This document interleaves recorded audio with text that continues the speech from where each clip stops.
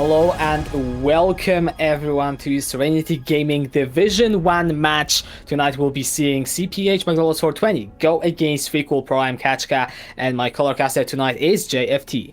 Hello! First time on the cast, so well, let's see how it goes. Yeah. Well, let's just look at both teams. So we've got FrequlPro, they're coming into this, and their mid laner in particular, I'd like to focus on because I was looking at his champ pool before, and he plays these very high action, very high impact champions: the Silas, the Akali, the Kiana. I'm expecting very spicy things in this mid lane. It should be quite an exciting, especially if he's on one of these high octane picks. Other than that, more see that the ADC does seem very comfortable on Kai'Sa, and their jungler also very comfortable on Nunu. So them two probably, I would expect to be two bans anyway. Over 200 games on the Nunu and Kai'Sa respectively. If we then look over at McDonald's, obviously we saw them play last week, and you actually casted over that one, didn't you? And their mid laner had quite a pop-off performance on the in game one on the Syndra, so we might want to look out for a ban on that, or giving a bit of respect over. Other than that, the jungler play. What I've noticed is they seem to play.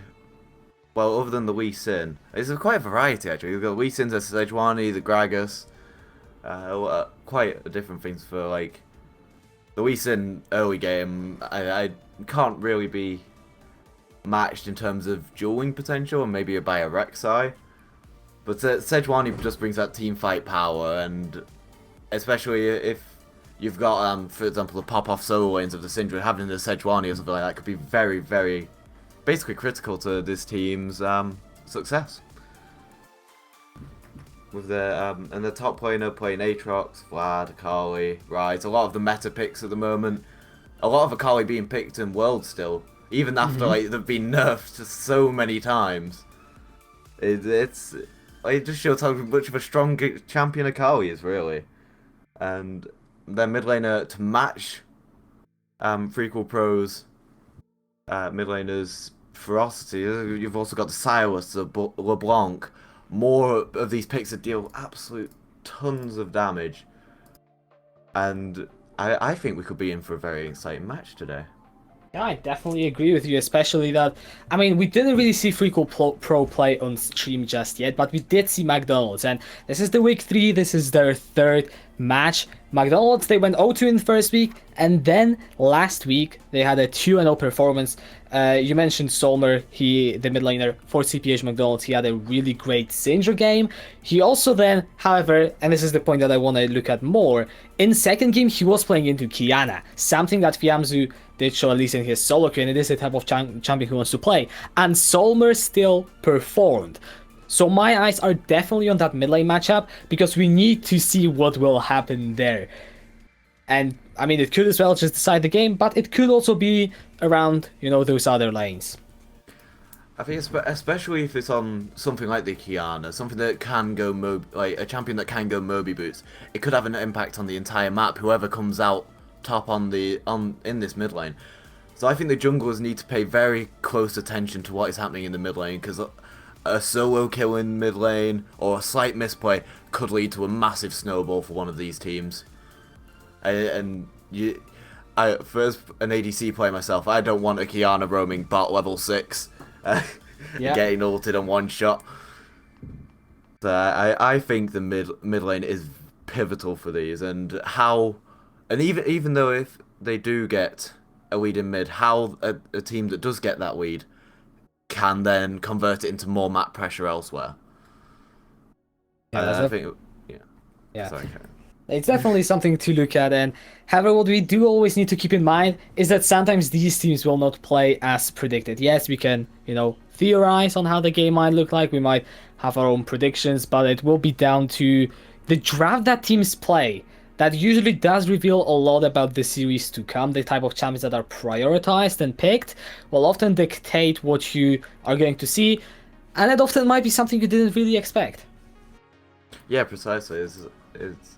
all depends on the draft. The meta's ever changing. The meta's ever changing, and it just seems like anything could be picked. That seems very open at the moment. Alright, we are waiting to just get in very soon. Okay, I'm just reading some information we are getting about this stream. There was a bit of an issue in terms of displaying the champion select, and so we will be going straight into the game from game 1. So we actually don't get to see the draft, which is interesting. I don't think I've ever done that, just gone straight into the game, see the champions on the Rift. So yeah, we're gonna have a bit of a surprise. Well, yeah. a very I'm much surprised as the champion pick will basically dictate the entire pace of the game. We have if we look at how Worlds has actually been played recently, we see a lot of emphasis on the scaling. Well, there's been a lot of scaling in Worlds so far. Picks like the Kale coming into priority. A lot of AD carries everywhere except bot lane. AD carries played everywhere except bot lane. So take that as you will. And I'm not sure if these teams are going to go for the scaling. I don't know. Again, we go back to the mid lane. It could end up being one team snowballing the other. Who knows? The meta's in a very interesting place. Yeah, and I'm just trying to think back exactly to what did happen for CPH McDonalds last week. And I can only really remember Solmer because he was so consistent. And it was also together with Simplest, who were making the plays. Of course, Simplest was kind of overshadowed towards the end of the game. But, you know, on the other side, we've got FrequlPro. They already played 2 of their matches. Actually, since we are going to be waiting a bit longer, I'm just going to quickly... Yeah, I'm going to quickly see what the results were for them, since I'm actually interested. So they do have 3 points, which means that that they got 2 points and 1 point, which I'm not entirely sure how it went down in terms of the matches.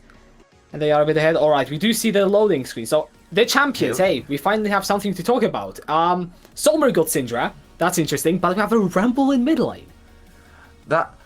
I feel that very interesting, especially since Rumble technically is a melee champion. So in the matchup into the Syndra, I'm not too sure how it's going to go for Farm Zoo. I think it could be quite a rough matchup. Obviously, you have the Rumble E, but that's why you often see him top lane, playing into a lot of these melee top laners. I think top lane's an interesting one. Camille into the Jax, especially with Camille taking the Ignite, going to try and go for these early all-wins, and with the Pressy attack. And bot lane, well, you have Zyra Khan, notoriously strong as a 2v2, into the Ashe and the Nautilus. Nautilus is an extremely good counter into the Rakan, though. The root on his auto attack, followed up with the Q, and once it hit level 6, followed with the ult. There's so much CC on this Nautilus, it can stop a Rakan in their tracks. And Rakan is a very squishy champion. Sorry, continue. And if we actually look at the jungle matchup as well, Jazz got his Nunu. As I said before, over 200 games on this Nunu, so very, very comfort pick on the champ. Should have excellent neutral objective control, with just a true damage from his Q, followed by Smite. But we do have, on the opposing side, we do have an Olaf, one of the best early game junglers in the game. So I think McDonald's here are looking to snowball this early. The Olaf drops off like a rock late game. He will just run at you and get melted. If it's even in the late game. So I think they're going to try and snowball this early, especially with the early power of Zyra Khan. They've got 3 lanes that can play around. The stun from Syndra, the stun from Camille, the engage from Rakan. I think this is going to be a very early game focused game for McDonald's. Yeah, and I think mid lane, I want to put the focus there, because the stun from the Syndra is long range. You also mentioned that Rumble is melee, which means that, actually, you know what, hold on to that point. Yeah, we do see a lane swap. There's a lane swap. Exactly. So we're not gonna see the Syndra into the Rumble, instead into the Jax. That is very interesting indeed, and it kind of throws away the whole point I was going to make. I think this is interesting. The latest one, the fact that I feel Camille's more comfortable into Rumble than the Syndra. I found that very interesting because I thought it may be the other way around. It might be something to do with the Jax, the fact that the Counter-Strike, it does screw you quite a bit if you are playing the Camille into that auto-attack deny. I'm looking at the minimap. Fiamso is making very early roams up into the top lane. Solmer, he doesn't know what is going on. He might have to burn his flash. He's trying to throw down the Dark Spheres. That is the leap strike. And Mr. Tank just picks up the first blood solo kill. With flash still available on Solmer, wow. That is very, very crucial because Jax can snowball very well. He and Fiora are two of the best duelists late game, and now with his first blood, it may lead to an unstoppable side lane for FrequlPro. Nobody on FrequlPro can really duel a Jax side lane. The only one who may be able to is the Camille, which is why I still think it's interesting that they actually did the lane swap, since they thought this would be a better matchup for the Syndra than the Rumble in mid. But now Rumble's top lane. Yeah, and well, Solmer is in trouble again. There comes the snowball from the bot side. He still has his flash. Remember this, he's going to use it to escape this time. And here comes the rest of CPH McDonalds. Simplest is gonna get the return kill. Excellent roam up there from Jaffe and Simplest coming up to help their mid laner, top laner, whatever's happening now. And I think that unfortunately Rift Herald hasn't spawned yet. It's very early in the game. There's not much that can be gained from the kills other than, of course, the gold. But I think that may have been, I don't know, it may have been a slight mistake on the part of FrequlPro, just not noticing that GF had roamed up. But now the gold pretty even, 100 gold beneath them. But now Jai is being caught out on the scuttle. Yeah, Jazzy trying to go over the wall. He has the flash. Will use it immediately as buy crypto coins was zoning him away. CPH McDonald will take control over that bot side river. And river control really seems to be the catalyst for everything in this early game. I agree, very much so. If FrequlPro, even though they do have the top scuttle, the whole fight around topside was because of McDonald having that river pressure. So they could get the roam up from mid. But now we see the reverse of the lane swap at the beginning, with now the Jax in mid, the Rumble in top. I'm still interested to know what the thought process was about the lane swap though. But yeah, Famzu taking it, Jeff taking quite. He actually equalized that trade very well. Oh yeah, from the Rumble.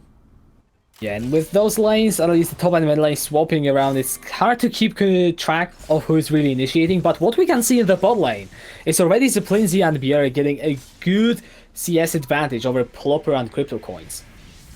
Yeah, yeah, this is like a 12 CS advantage. All I need is to get put by the. Well, Jase is looking for the snowball in. It will be disengaged from account very slippery, just that battle dance away to safety. I don't think they actually. They may not know he was there. I'm not sure if he was spied out of vision when the Rakan. Yeah, he probably was actually spied when the Rakan came in. But the TP was actually used by the Syndra to go back into mid lane, just to collect some farm. If we look at the rest of the map, it's very even farm-wise, except in the jungle. We'll engage onto the Flimsy. There goes the Dredge Knight. The Root does so much damage. Plopper just picks up the kill. However, here comes Jase on that new Crypto Coins trying to escape. The Slither of Hell is going to keep him alive. Now Plopper kiting, but he pulls the feathers back in. And it might look like a good trade. Biera just slaps him down, and the Aftershock will provide the survivability. Overall, good play for the bowling of CPH McDonald. And that's just the power of Zyra Khan. With the W from Zyra. Oh. Yeah, Plopper, he's looking for it, flashing in, and that's an easy kill onto Bjerre. Here comes Jassy from the jungle. A double knockup with a snowball. Could be looking for crypto coins. The battle dance away. The shield is here. Will it be enough? The kill is going to come through, and Plopper now, he could be looking to turn it around. No flash onto Nunu. Is there enough damage? The grand entrance and the aftershock. Crypto coins. He's still alive. One auto attack will do it, but it's not going to come. Plopper, he's still training now. Ziplinzi on the upper hand, but he cannot follow it through, and the plays just keep coming through for the bowling of CPH. That was just a 2v3. That was a 2v3 turnaround. Oh, there's a fight going in top. Yeah, Gaff throws down the Hextech ultimate and hook shot right in through. CPH McDonalds dominant early game. Yeah.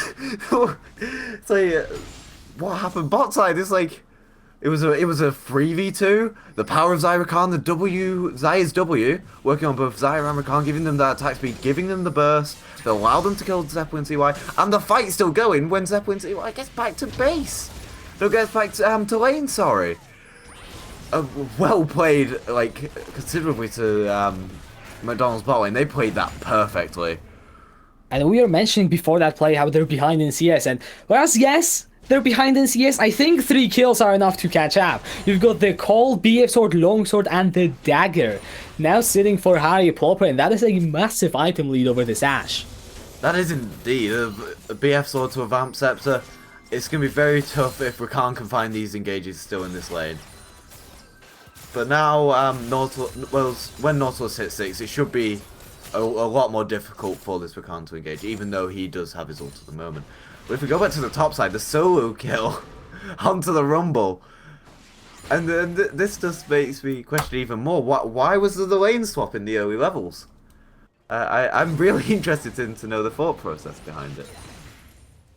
Although it does seem to be working out now. CS, look at the CS discrepancy in the jungle. 75 to 51 for the Olaf. And all of that put together, it's like a 2.1k gold lead for McDonald's at the moment. Yeah, Jassy tries to gank the top in the meantime, and Gaff just hook shots safely away. It's gonna be a really tough lane to gank for the side of FrequlPro if they want. I feel like if they want to gank any lane, they need to try and use their bot lane as, hold on, in the mid lane, Solmer and Mr. Tank both very low on health. Here comes the snowball in from the top side. Jassy looking for the gank. Good sidestep from Solmer. He's still on the run. The absolute zero is gonna get flashed away from fancy footwork, but flash is still solved. Now the stun. Alright, I called it too early.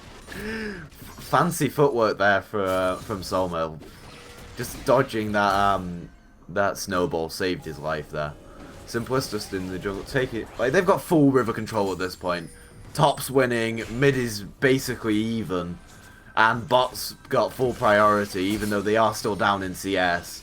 They have full river control at the moment. FrequlPro shouldn't be able to step foot in the river. As they go for an early Herald, I actually really like this play, because then you can use this to get so much more gold and basically start snowballing your lead, because plays are still up. Plays are still up for another 5 or 6 minutes. There's plenty of time to use a Herald to maybe even get first tower with the amount of pressure that these lanes are generating. And sorry, carry on. Yeah, I mean, Mr. Tank is just trying to move up in the top lane, spotting out anything at all. But for FrequlPro, you just don't really have that many options, at least not now. And with that Herald, it's only about to get worse. Luckily, Jezza is mid, so that I don't think the entire tower will get taken here. But that's 3 plays Olaf going in. Yep, Simplest blows the Ragnarok. I'm gonna guess he tried to assist the Herald, then realized how quickly it died and just ran away the same way he came in. Yeah, I think so. If he doesn't say, look, oh, can't get caught. Another engage. Yeah, not too much just yet. Rakan being very, very mobile, as that is a very good trade by Fiamzo to Gaff. And here goes the equalizer that he might be looking for more. The flash is still there on the Camille. It's gonna be burned. Follow through from Fiamzu. He's looking for the kill. The hookshot isn't gonna be enough. Fiamzu with a solo kill in top lane. And that's one roasted robot. Camille just got roasted there by the equalizer. But by the E from Rumble, just yeah, so much damage. And this top lane, you know how we were saying mid lane was going to be spicy. Oh. Well, yeah, Simplest is going in ham. Fiamsu, he doesn't have his ulti. I don't think he can turn it around. No mana, though. For Simplest, it will have to do with auto attacks, and yeah, it will do. Simplest gets his second kill of the game. This top lane's turning into be... wow, it's very exciting. 1-2 on the Rumble, 1-1-1 on the Camille. We can't actually stay in here. And just Zion may actually be... oh, fancy feet. Well, Flopper dodges the snowball, now burns the Featherstone. He still has both his summoners, uses the flash. Heal is still there, but will it be enough? No, the whole side of FrequlPro. Wait, I called it too early! They stopped chasing him! The Ignite is burning! Will it be enough? Flopper survives! What was it? Oh, they turned too early! Yeah, they just did. FrequlPro thought they have the kill. Well, maybe they can get Sommer this time. They don't drop too early, but Zeplizzi is going to die as a return. That was 3 flashes, no, 2 flashes used as well to try and get the kill onto Popper there. What extended for 1-for-1 trade? That was... I think McDonald will be very, very happy with how that turned out. Just... oh, how did he survive? They turned too early. It was 1 auto attack. He was only 1 HP. What? Yeah, never back off too early from your kills, guys, or this will happen. Yeah, precisely. McDonald's bot lane playing this game perfectly. I mean, yeah, so far you can't really say otherwise. They are a bit behind in CS, but I think we can forgive them that. Important thing, though, for the side of FrequlPro is they are starting to hit some of the more important powers, like Triforce on Mr. Tang and Blade of the Ruin King on Zeplizzi. They are behind, but they aren't out of this game yet, and mid-game might be where they strike back. I think one good team fight in FrequlPro back in this game, especially now. Jax hitting the Triforce is one of the most key power spikes I think on this team. And especially with Ashe with the Blade of Ruin King. I think all they need now is the Leandries on the... yeah, going in for a trade yet again. Fiamsu, he's just going to die. Gaff, he's standing in the equalizer. That you can't just do that. You cannot do that. Fiamsu picks up the return kill through the mistake of Gaff, as there comes the quickness. It locks up 2 members. Bure takes the dredge line away. Simplest only killing speed, as that absolute zero is going to do exactly what the name does. It's a double, as Simplest he's still going through with the undertow. Make it a triple for the jungler of CPH McDonald's, and at 50 minutes in, they find themselves with a 5,000 gold lead and one hell of a lead in kills. That fight was so important there. This opens up the mid tower, basically opening up the map for McDonald's here. Because of this, they will have access to both the top side and bot side jungle. And if we actually have a look at the gold now, look at the difference in the gold in the jungle. That was 3k gold up for Simplest compared to Jazza. 3k with basically a 40 CS lead over Khan. Yeah, CryptoCoins could be in a lot of trouble. He uses the Grand Entrance, gets the Aftershock proc, flashes away from the depth charge, but look at what Simplest can do, and actually I don't think... wait, he picks the first kill up, he's still going strong, the life still is there. Now it is a 1 versus 4, I don't think he can survive for long, and no he cannot, but look at how much time he bought. Sommer comes in, the Darksphere is gonna get jumped away from by Mr. Tang, and it ends up being a 1-for-1. That 3,000 gold does a lot. Going back to that fight that did happen in the mid lane, I think that was an extremely important fight for McDonald's. Just the fact that they could get both the second Drake of the game for them, the Earth Drake, meaning they can shred that Baron even quicker than they already can because of the Xayah, and getting the mid tower means they have complete access to the jungle of FrequlPro, and especially with the top tower, well, the entire FrequlPro's entire side of the map's just opened up, and McDonald's haven't lost a single tower yet. It's a 7k gold lead. FrequlPro are going to need the perfect team fight to get back into this game, because I don't think they can out 1v1. Although Mr. Tang is in a very, very strong spot here. 2-0 on the Jax, got the Triforce. I don't think he can really be rivaled. But if McDonald's force it down mid, or force a fight around the Baron, which will be spawning in 3 minutes, I don't think FrequlPro can win this unless there's like an Ash Arrow onto Plopper. I'm not sure if FrequlPro can come back from this deficit, but we will remain forever hopeful for that perfect team fight. And if we look at the CS around the map now, still there's a big discrepancy in the jungle, but all of the lanes are basically even. The bot lane for McDonald's coming back and actually equalising the CS deficit that they were at for such a long time in this game. And I think one thing we can take away from the early game here is how crucial that like individual outplays were. Because that fight around bot lane where Plopper got 3 kills, it completely turned around the entire bot lane. Yeah, I definitely agree with this one. However, now, maybe talking more about how can potentially FrequlPro mount the comeback, because you said it's unlikely, and I definitely agree. It is looking unlikely. But the crowd control is there. You have the equalizer. If you find the target, it is doable. Solar doesn't have any way of breaking the crowd control. You can just focus him down, and yes, Plopper will be alive, but at least you eliminate one of the 2 carries. Very true. Indeed, they do have the amount. The CC on the side of FrequlPro is insane. The Nautilus, the Ash Arrow, the Jax Counter Strike, Nunu. If they can get one of these carries in the equalizer, stunned up, well, they're just going to get melted. I think what they have to watch out for, though, you cannot engage on Simplest. Unless he's caught out like this. Simplest. But he's very tanky. He's just stacking up magic resistance on this Olaf. He gets a red buff! Wait, he actually does with the Undertow. That is more unlucky than anything else for the side of FrequlPro. Yeah, it's a rough one. But I think this game is now going to come down a fight for Baron. And whoever wins that fight, which is looking extremely heavily favoured towards McDonald's, but if FrequlPro, as we said, can get the CC off, they see the Rakan. Yeah, CryptoCoin's going for the knockout, finds it onto Fiamzu, but look at all the damage on the Rakan. It's not gonna be enough. Fiamzu gets the first kill of the fight. Can it be the fight that FrequlPro are looking for? Somner isn't there. The equalizer, it's pretty big. Everyone is going to disengage from it now. Simple is running through the entire team. He's unstoppable and a very tanky boy. Good dredge line onto Gav, seals his fate as Fiamzu is killing a killing spree. Jasa getting a double knockout. Plopper is still alive. He goes into the Feather Storm. That's 2 kills over to FrequlPro. No one dies for them.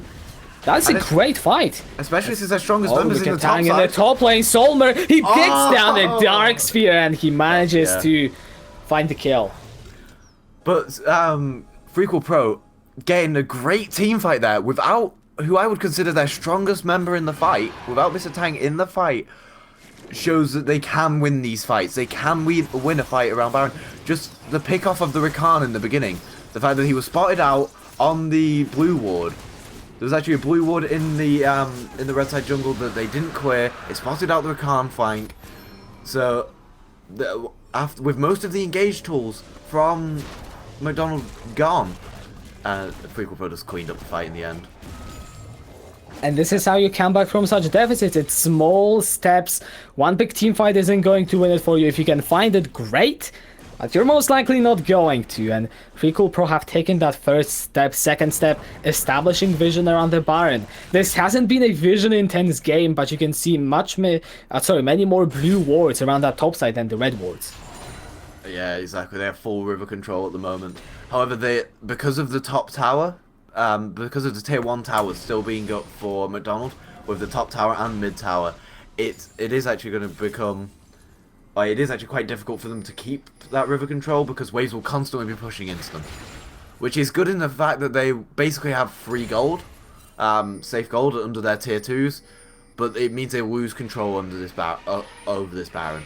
As we can see now, the control ward in the pit, although they do have the Rift Scuttle there, giving them vision. But look at the blue... Oh! Yeah, there he gets out with the grand entrance. Yeah, FrequlPro now going back, trying to re-establish that vision control doing as... Yeah, the Baron is started. Here comes the quickness by CryptoCoins is initiating the fight. Jase on the front line, Kanki's drive, Sommer already on a killing spree. The Equalizer has been indeed put down. Gaff picks up the second one, and I don't think FrequlPro, that's the fight that they want. They lose 3 already. Fiamzu is stunned down, goes golden with his stopwatch, only to die a second later. And this is Baron. This is the Baron. McDonald's didn't lose a single member in that fight. Very well executed by them. With the Rakanal stopping, like Nunu was able to get the engage on, but there was no follow-up. Both Ashe and Nautilus hit by the Rakanal. They couldn't get in straight away. And even though there was a good equalizer down, the amount of damage on this Xayah, being 2 items with the Runan's Hurricane and the Essence Reaver, completely out-damaging the Ashe. That was just a well-executed team fight. Here it goes in with the dredge line. He's trying to stop the side of CPH. Just stem the bleeding if you are FrequlPro, because game 1 isn't looking great for you. If anything, you want to finish it feeling good for the game 2, but you would of course still try to win. It's just, it is a very much an uphill battle. Indeed it is, and I don't think it's impossible though. They have stalled out so far very well. The fact that it even though there is a 10k gold deficit now, if they can collect the shutdowns on both the Syndra and the Xayah, they'll be like very much back into this game. They just need to. They can't take a 5v5 fight. Even if it's perfectly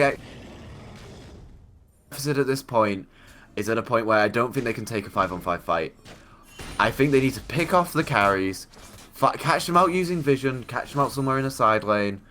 And I think that will allow FrequlPro back into this game. And don't get caught out yourself as Mr. Tang, amidst all the crowd control, he's going to die by crypto coins.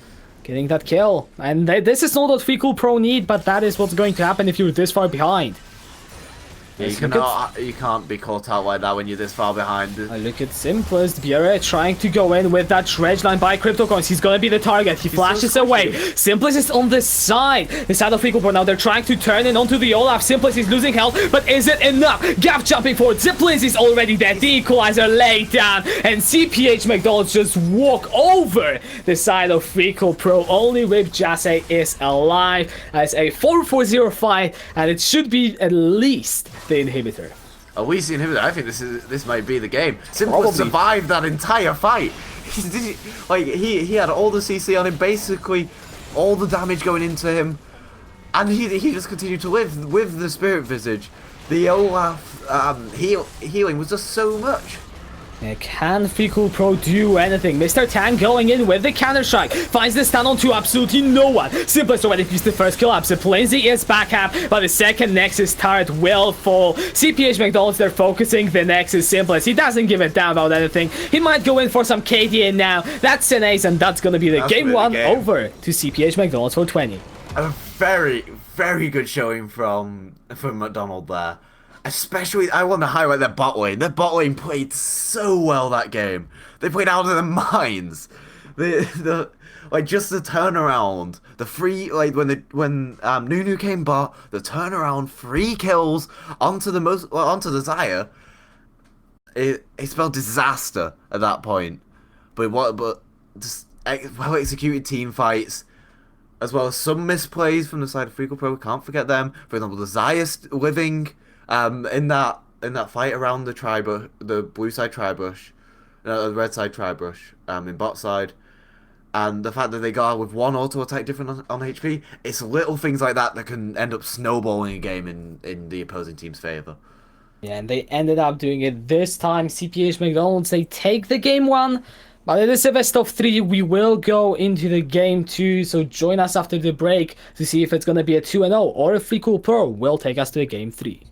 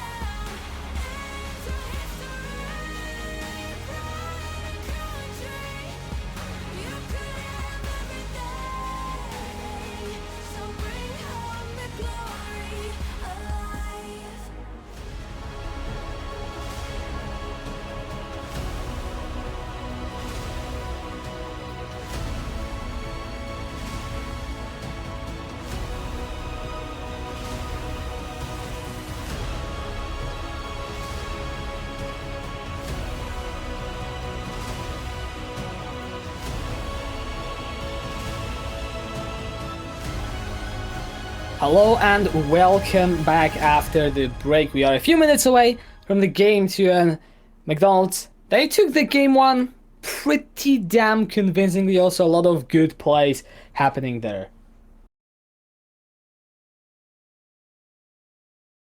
All right. Yeah, we are going to see just some of the clips from the previous game. Of course, you can see the whatever the hell happened bot lane. I think that's the best way to describe it.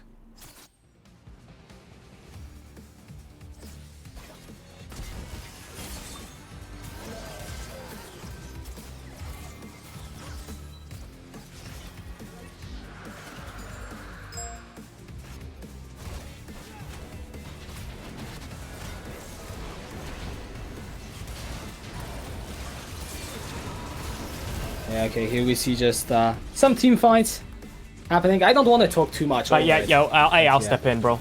So pretty much what we just saw, if we actually do jump back, time after time, these guys, McDonald's, they are getting out on slivers of HP. Like these, like look at the Rakan here. So we got the Nunu engaged. Nunu's like, oh hey, Rakan, bro, hey, I got you, buddy. But as we see, he got the shield. He pops the shield. He's about to go down right now. He gets the heal too. He's still not down. The team then goes in for the engage. Bap. Gets the kill onto Nunu and just gets live. Look, one more AA. He drops down to like, I don't know, 2 HP. We jump into a later clip and we see here... actually, I don't want that one. I want the other one, bro. Hey, producer. Hey, there we go. All right. So. Oh, yeah, I forget. I'm 4 seconds ahead. Anyway, in this clip, the Xayah, yet again, their team engages. It's practically 3v1 right now. Rakan swoops on in there. Well, I'll read off the screen. Swoops on in there, bounces back, gets the shield. They think, oh, hey, Ignite got this. The W just misses, and hey. GG. Still. Anyway, champ select is, I don't know. How long's left? Alright, being champ select, 2 minutes 30 time. I don't know, we're waiting for the other caster to return. And we shall be back for champion select. Oh, right, yeah, I'm here. Okay, he's here. Let's speak. Here? Okay, yeah. Well, we just saw the highlights of the last game, and I think it kind of just summarized how it didn't feel close, but some of these moments were very, very close, and you never know how the game would have went if they ended up being on the other side. Yeah, I agree. It seems like quite a convincing game there from McDonald's, as we saw from the highlights there. Basically one auto attack on the Xayah. That one auto attack could have changed the game around depending on which member got it. And I think coming into this game, I think we need to keep an eye out for little moments like that. Just little like one auto attacks that can change games, and just tiny little misplays. But I think that this could be this is turning out to be a very interesting series, and I think this could easily go to 3 games. It could as well, but something that I now want to bring in is often there is talk about the momentum. I'm not exactly sure how far the teams rely on it, but it does seem like once you start winning, it's easier to keep winning. And CPH McDonald's, they lost 0-2 in their first week. There are some question marks. Last week, they 2-0'd their opposition. They are looking like they could repeat that same thing today against FrequlPro, and if they manage to get back-to-back 2-0 weeks, then they are definitely going to be contending for those top spots in Division 1. Very true. They have the momentum going forward, going into this game after that very convincing win, and I think we'll be hopping into Champions Select very soon. But they have all the momentum. They should be feeling very, very happy about that game. It was very clean, an early finish, early Baron. And team fights were executed near perfectly. Most of the time they didn't lose a member. The fight around Baron, they didn't lose a member. The fight before the end of the game, they didn't lose a member. And it shows how strong this team is. And I think one thing we do need to look at when we do get into Champion Select, what happens with the Xayah Rakan? Do they ban away the Rakan or the Xayah? Because I think that should be quite high priority here.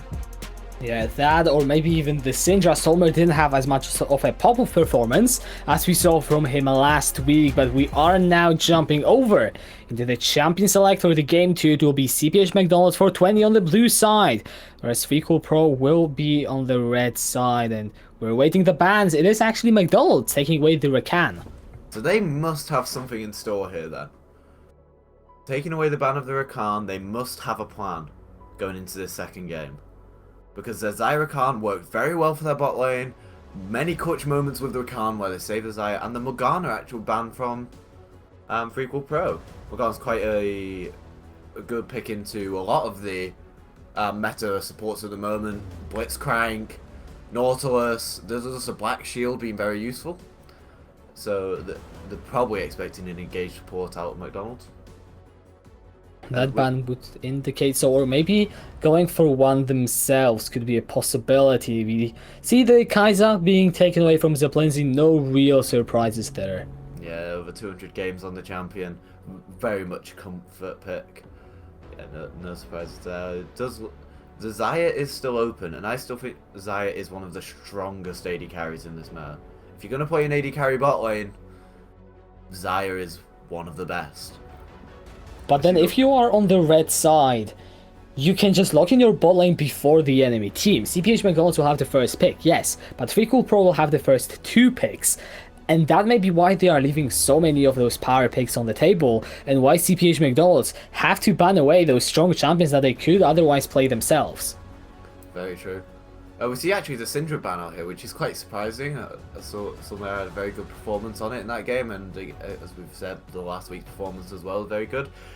I think McDonald's have something in store here. I think they have a plan. I think they may have something spicy. And there, as we see, FrequlPro banning away the Xayah. Two of the strongest, the two strongest AD carries being taken off the table here, with both the Kai'Sa and the Xayah being banned.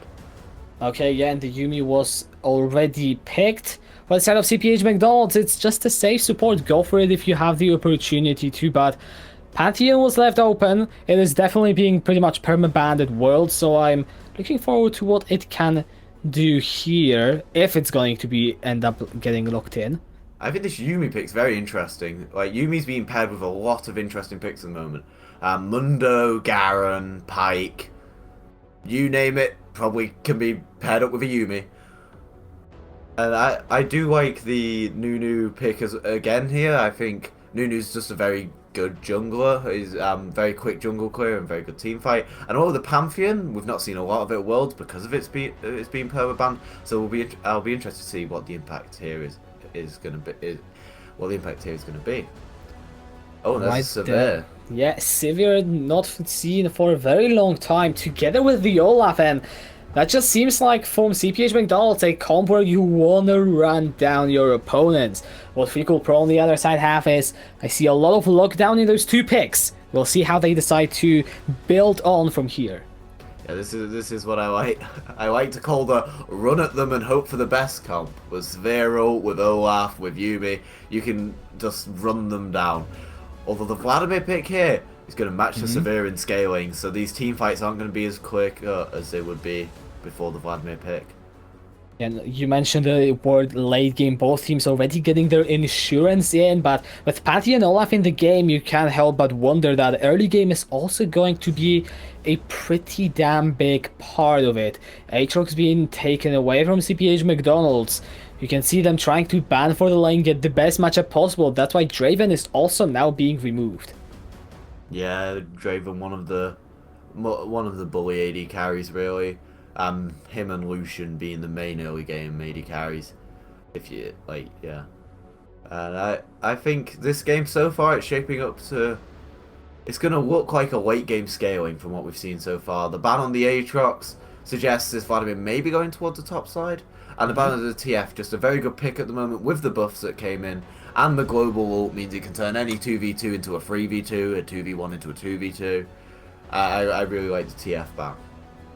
I'm really not wondering what Solmer will be playing, because he has 2 options. He can either go for the early game or go for a scaling mage. Though before that, FrequlPro, they will have to go for what I assume will be their either AD carry or support. Pantheon can be played in the support position, so that's always an interesting thought to entertain. That is true. I think they should pick their AD carry here, as they already know what they're playing against. Save either a pick of top or mid for the last pick, Oh, wait. or the Talia.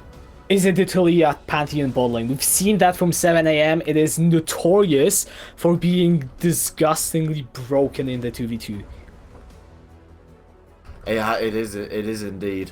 We haven't seen it a lot in the pro play, probably because Pantheon's always banned. But it did get played quite a while ago. I can't remember what league it got played, but this could be Pantheon Talia. That could be very interesting. And there's a KO. Some more late game insurance for McDonald's here. If this gets to late game, well, if this gets to late game, if the KO is locked in, It's locked. Yeah, the KO is locked in. We are now waiting for on the last pick. So far, LeBlanc being covered, but late game definitely being a part of the strategy right now for CPH McDonald's. It depends on what they want to go for, and they lock in the LeBlanc. So the aspect of early game is also there, or sorry, Snowball, I should say. And with that, Anivia being the hover for FrequlPro, I think we will be seeing the Pantheon Talia bot try and abuse the Sivir Yuumi. yeah, this could actually turn out quite badly for the Sivir Yuumi if this Talia Pantheon comes online. It may end up being a very hard battling, but as we said, Sivir Yuumi very safe with the spell shield, and that is a Jax locked in for the top side. So that is Vladimir mid lane into the LeBlanc. I really like the mid lane matchup here for FrequlPro. The Vladimir has that safety, so it makes it very difficult for LeBlanc to start snowballing without gank assist on the Vladimir. Unless it's a Vladimir bot. Yeah, I'm thinking that as well. We'll wait for them to swap, because it doesn't have to be. The reason I'm saying that is I think last week or 2 weeks ago, can't exactly remember when, we saw another team in Division 1, the 7 AM, pull it off and, well, demolish the opposing bot lane. It was not pretty, but it doesn't have to be that. I'm just gonna wait for any sort of confirmation It's from locked. our producer. It's locked, so this is the Rust, alright. So it is. So it's Talia support. It could still be Pantheon Talia bot with different people though. Like true. I don't know, because those sounders don't look like your typical bot lane sounders with the TP and heal. It's like unless they're trying to match the TP on the Severe, because obviously the of the Yuumi. Means it. Disconnected.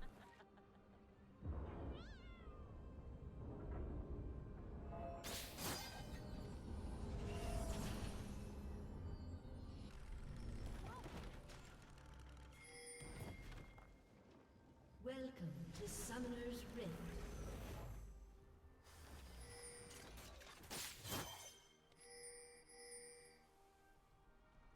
Seconds until minions spawn.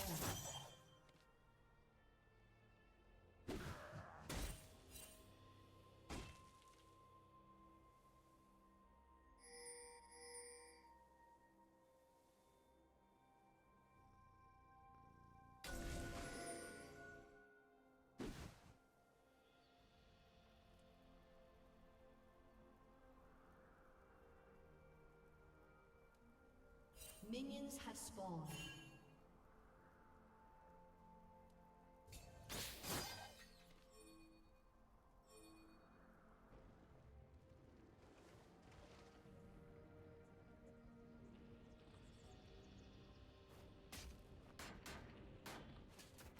Connected.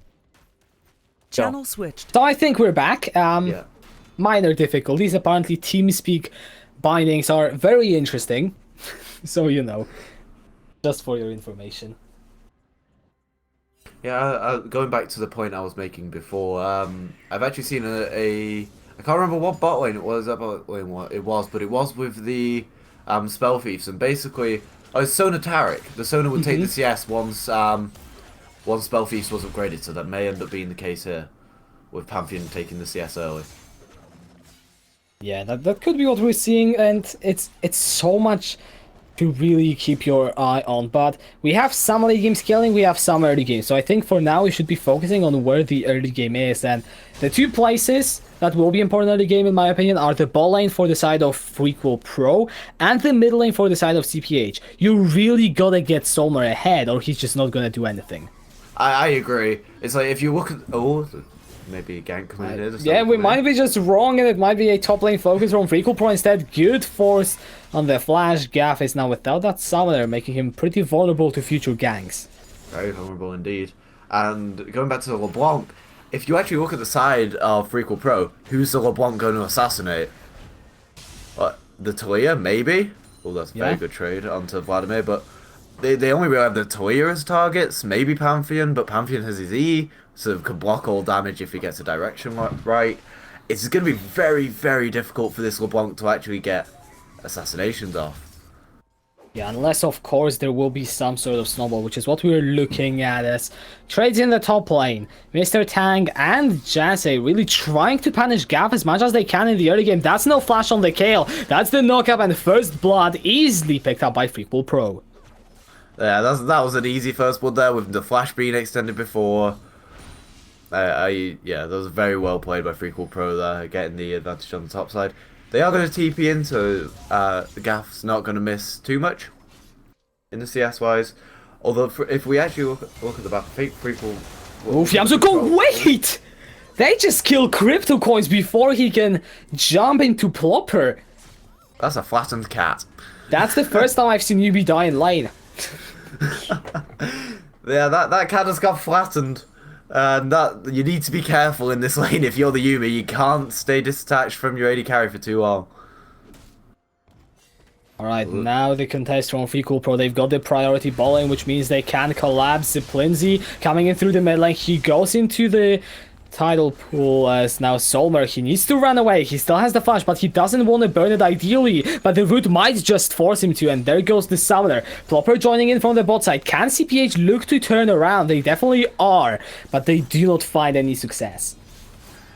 Yeah, that was a very good contest. I started out with 4v3. Just well played, really. It's the flash going off the LeBlanc, although not as major as something like the KO, because obviously LeBlanc has a W for that extra element of safety. If we just at the moment look down the lanes, I think there will end up being a CS top lane, CS advantage top lane for FrequlPro, I think, because there's a huge wave pushing on the tower. He's there to accept it. And if we... Yes, Sommer now. Gonna give it off a trade, but he's low on HP, no stacks on the corrupting potion. And Ziplinzi is doing more than fine in mid. Look at McDonald's vision in the bot side blue. They have vision on the red because there's a control ward placed in the early game, and they have vision on the blue because the deep vision's got. Oh, they're going on an all-in again. Yeah, Fiamzu looking to cash out crypto coins if he can once again, but it will require Briere to be there with a seismic shove. But we are looking for any other of our extensions. This game going differently to the first one. Though I do want to remind everyone that it did take a while before CPH hit the ground running. It wasn't like they came in stomping, and so they still technically have some time. As now Simplest, he might not have a lot of it. Trying to run away, gonna get run down and donating the kill over to Ziplinzi. Yeah, the run at you comp is being run at the moment. by the Nunu, by the Vladimir. That was a very good pick on to the Olaf in mid. He wasn't level 6, didn't have the ultimate, doesn't have the flash. Just a very easy kill picked up. Gav still doesn't have the flash. Here comes the snowball from Jase. Finds the knockup underneath the tide. Can Gav survive? Simple answer is no, but Jase might die. The tower shot is going to get through it. And yeah, he thought he might get away, but look at the bowling. Here he gets the kill onto Plopper and now Crypto Coin. He just can't run away. The heal isn't going to be enough. The Comet Spear from Fiamzu just knocks him down. Exactly. And this time it's FrequlPro being ahead. Yeah, they've been very proactive in this game. Already got nearly a 4k gold lead. Oh wait, Plopper he TPs and just dies. Just dead. Again. This bowling is so disgusting. It's... Oh, and here we get a replay painful. of the first play. What can you do? The spell shield used that it blocked because Pantheon was mid E. The spell shield actually got procced on the Pantheon, so it didn't get procced here. Perfect timing. Yeah. And this is just painful to watch for CPH, but it's a good look for FrequlPro. They lost game 1 without really doing anything at all, and they come in and straight away at 7 minutes over 3,000 gold in the lead. And this is why Pantheon is permabanned, everybody. This is why you don't want to play against a Pantheon. He can go anywhere, and Pantheon to your bot lane, he's been shown as very, very strong in this game. Alright, well, the questions are though, what can CPH try and force? Solmer is the only person that isn't behind. Simplest has hit the level 6, but you're not really going to gank a Vladimir with a lot of success. I think it's this top lane they have to play around. They have to play around the KO, they have to stall it out, and even though FrequlPro have a very, very good late game comp with the Vladimir, with the Jax, he might be getting caught out again. Oh, just very good spell. Yeah, Plopper is gonna just spell shield the root, but there's much more in store for him as Fiamzo is now looking for even more damage onto crypto coins. That's a kill going over to FrequlPro. It will also be that mountain dragon on top of it all. It's just a great early game for FrequlPro. Not much more I have to say. And McDonald's really need to start stalling this out. They need to start cutting the losses. It can't be caught out like the Severe caught out then. 35 CS at 8 minutes in the game. They are very far behind. They need to basically be on full damage control at the moment. Look at Solmer. He's getting very good trades in Discipline Z. And that LeBlanc. Hopefully seeing more from him for now as Tang uses the teleport to go into the top lane. Maybe try and get a kill onto Gav. Both Flash and the Divine Intervention is there for the KO. I think he'll have to use at least one of those. There goes the ulti. He's gonna use that to disengage. That is a big cooldown though. Now onto the KO.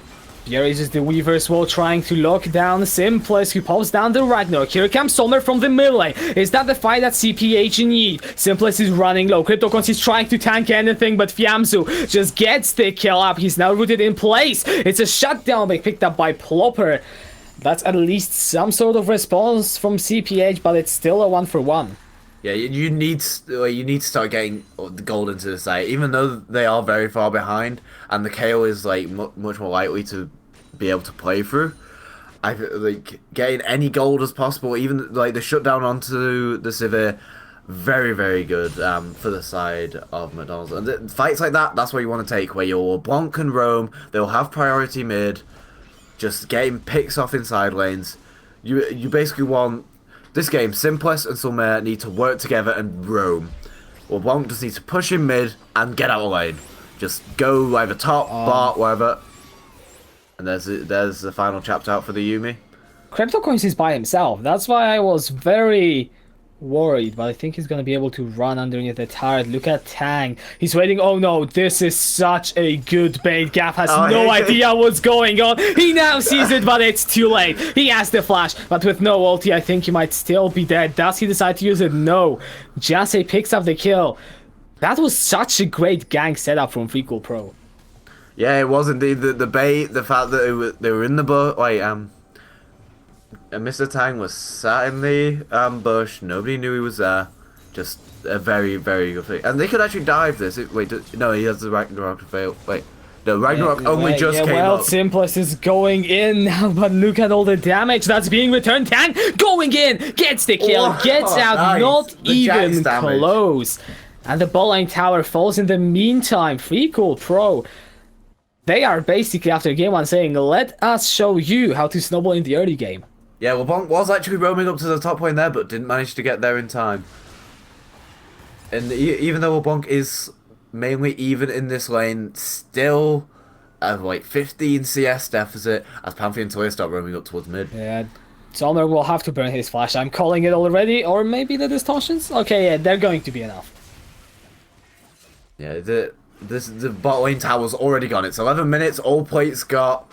Bot tower's already gone. That unlocks the map for FrequlPro. Teleport behind. Gav is looking for the engage. Can CPH McDonald's find anything at all here? The hero plague is going to that pop down. Fiamzu seems to be the target, but not enough damage to get him. Now Simplest is finally gonna get the kill. Ziplinzi is ignited, uses the sanguine pull. Yumi is targeted once again. As Jassy in the ball from the bowling with the snowball. It's gonna get the kill. CPH trade 1 for 1. Yeah, that was a very good fight for FrequlPro. They now just move up, rotate into Rift Herald, use it top, can take top tower down, use it mid, can take mid tower down. And wherever this Rift Herald goes, it's pretty much going to be guaranteed a tower. They are so strong. Now, Jack's already got the Triforce. He's 2-0-2, can basically just sit in a side lane and infinitely push as Vladimir just goes onto this sliver. Yeah, Plopper really wanted some plates and he's going to pay for it with his life. That was unlucky, to say the least. However, can Simplest get the return? Yes, so Yep. not too bad for CPH. Despite the fact that, yes, FrequlPro are just getting more things, I think that is a trade that CPH can be relatively happy with, considering how far behind they find themselves. Yeah, and here we go, the Rift Herald being used top. I think this is just a dive. Yeah, Divine Judgment is available and so is the Flash.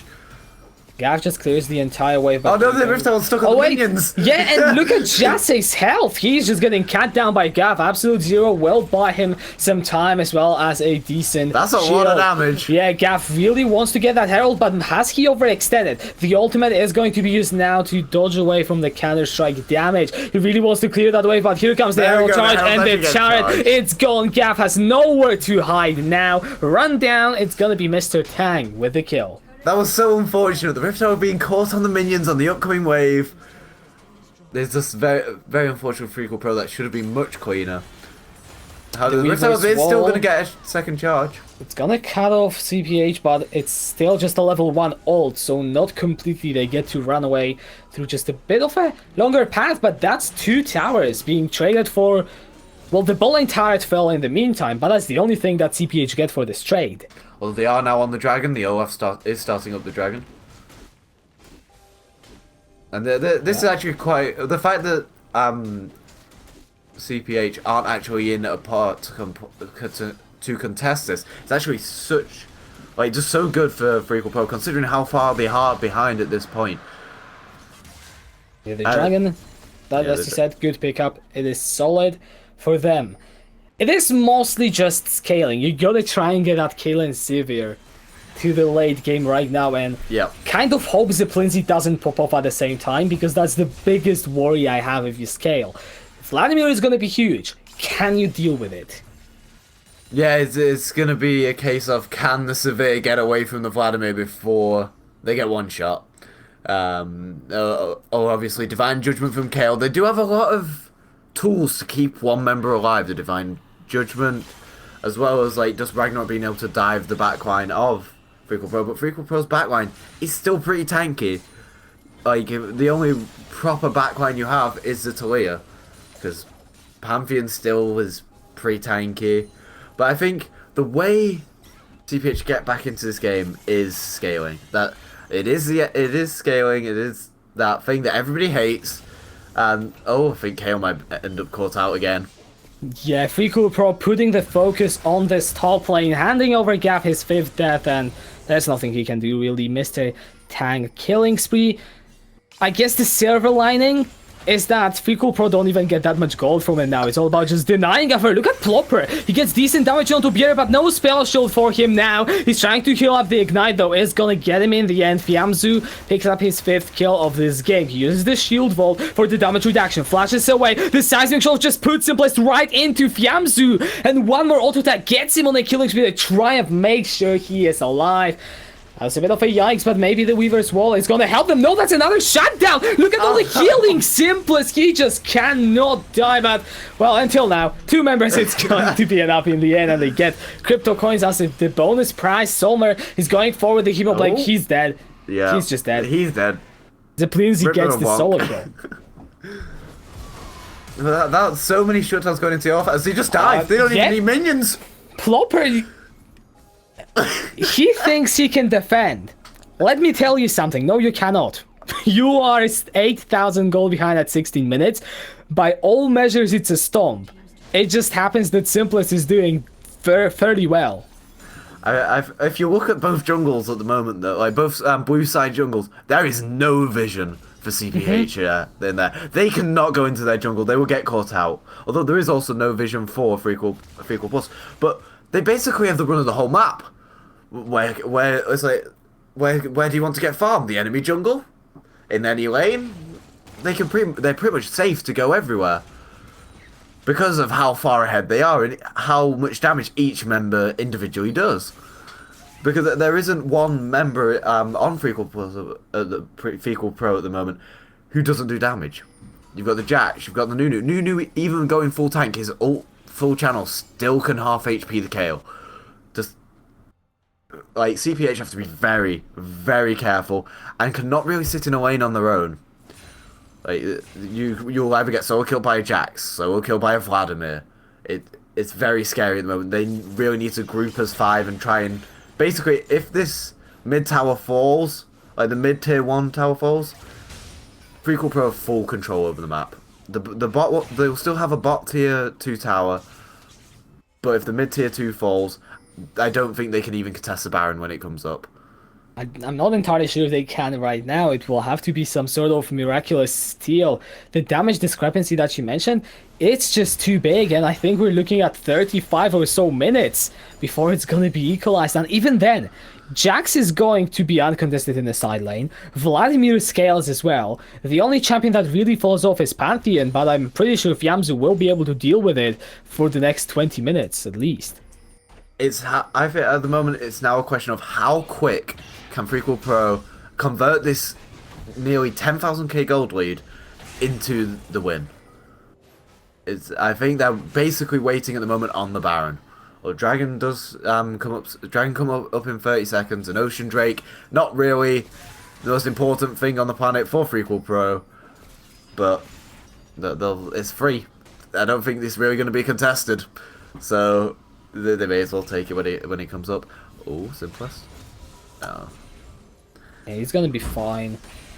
And it's good to see in a series like that, both teams, they take their turns to get ahead in the early game and show us what they can with their snowball. Now the Ocean Dragon is going to be up and definitely taken by FrequlPro. No contest there. Baron in 40 seconds. I think that's the best opportunity CPH McDonald's are gonna get in a long time to get any sort of vision. I think they're gonna try and sneak it. Look at the pings coming out. There's assist pings coming up onto the Baron, but they don't have enough damage. This is a 1-item Sivir. I don't think they have enough damage to do the Baron. If you looked if you look right now and you look at the vision line in the bot side, about 30 seconds ago, that vision line where you see the red wards was going straight up the map. There was no blue side vision past that point until they just went and cleared around Baron. FQP have so much control in this game that CPH can't even walk into half of their jungle. Like there will be vision, and if there's vision, you will get caught out and you will die. And I think they might just try and start up the Baron. There is nothing stopping them, and one person that I'm impressed in specifically is definitely Jase. Game 1, Nunu, not too impressive. Game 2, he's camping top lane, he's where he needs to be, 5-1 and Aiden. Whereas everyone is stepping up, he's definitely the person that left their mark in my head. Oh yes, same. This Nunu, this game, the repeat ganks top, getting the flash the first time, the kill the second time, coming top again, getting more and more kills. The reason this Kale's 1 and 5 is because Nunu's in your lane all the time.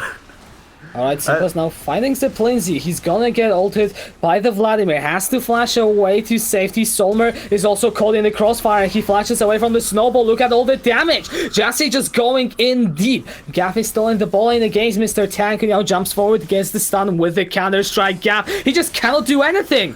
Mr. Tank is unstoppable. CPH get nothing done in the top lane. Divine Judgment was available. Divine Judgment was available there, but I don't think he expected the Jax damage with the Sheen, with the EW. And now they just start the Baron. The Jax has a TP if they need to come in for a fight, and while Jax just pushes bot, and the Baron will fall, and Jax can just get more. I genuinely think the best thing CPH can do is just give it over. Try and push up the lanes. get some farm and hope for the best, because there's nothing else you can do. Tank is just running away. The Shojin Triforce combo is just broken on Jax. I can't say anything else. Yeah, it's 6-0-4 at 21 minutes. With a complete Triforce, complete Shojin, and now a Tiamat, so you can shove them lanes even quicker, so you can get to your base even quicker, because nobody can contest him. And I'm not 100% sure if they can 2v1 him.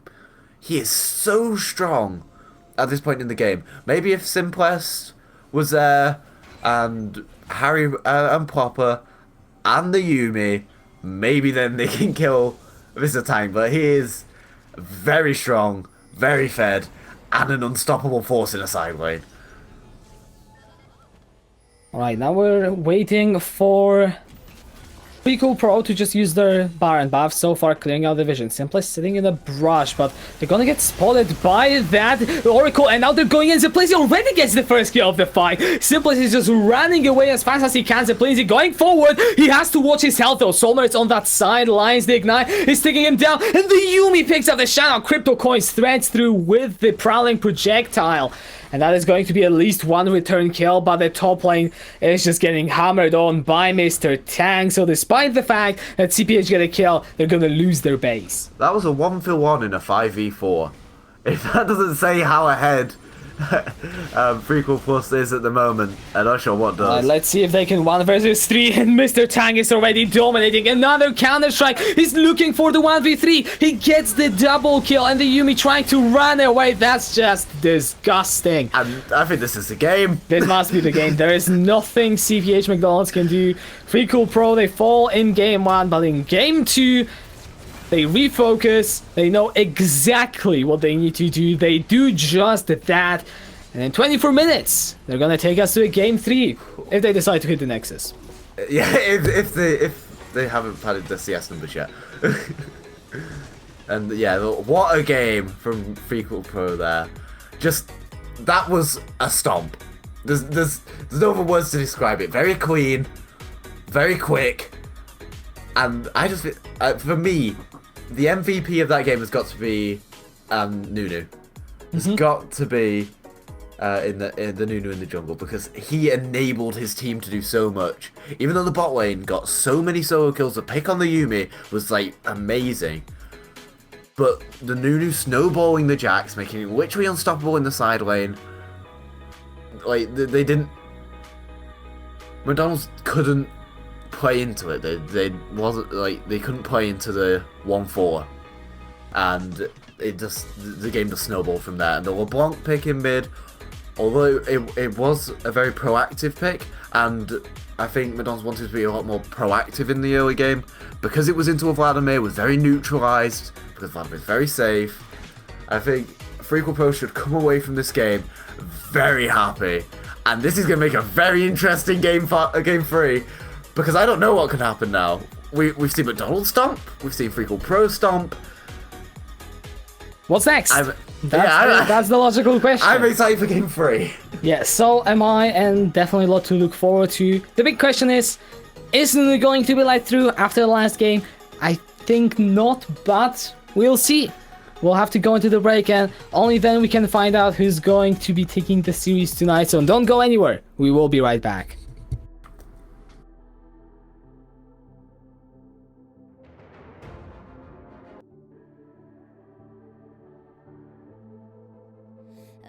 Legends never die when the world is calling you.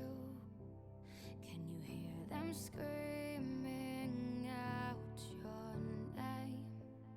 Legends never die, they become a part of you. Every time you play far reaching greatness, relentless, you survive. They never lose hope when everything's cold and the fighting's near. It's deep in their bones, they'll ride into smoke when the fire is fierce. Oh, pick yourself up, 'cause legends never die. When the world